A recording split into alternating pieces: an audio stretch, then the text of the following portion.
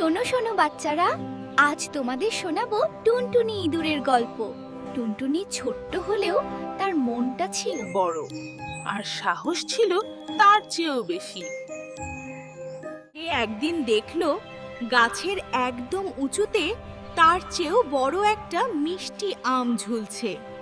ওহ, এমন সুন্দর আম, এটা তো খেতেই হবে।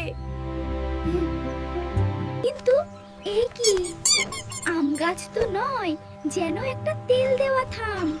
টুনটুনি বেচারা প্রাণ এক পা ওঠে তো দু পা নামে।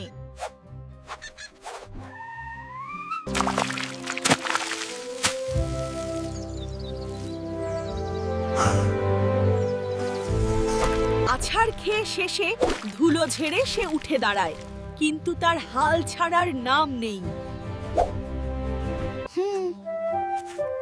শুধু জোর খাটালে হবে না, একটু বুদ্ধি খাটাতে হবে। শক্তি দিয়ে কাজ হলো না, এবার তবে বুদ্ধিই ভরসা।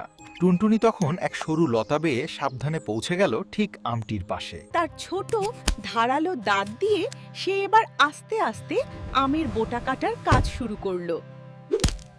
বিশাল আমটি পড়ল নিচে। টুনটুনির আনন্দ আর ধরে না। সে নেমে এসে সেই বড় আমের পাশে দাঁড়িয়ে গেল। দেখলে তো বাচ্চারা, টুনটুনি ছোট্ট হলেও হাল ছাড়েনি। মনে রাখবে, সমস্যা যত বড়ই হোক না কেন, একটু বুদ্ধি আর অনেক চেষ্টা থাকলে সব কাজই করা যায়। ছোট্ট হলেও চেষ্টা করলে সব করা যায়।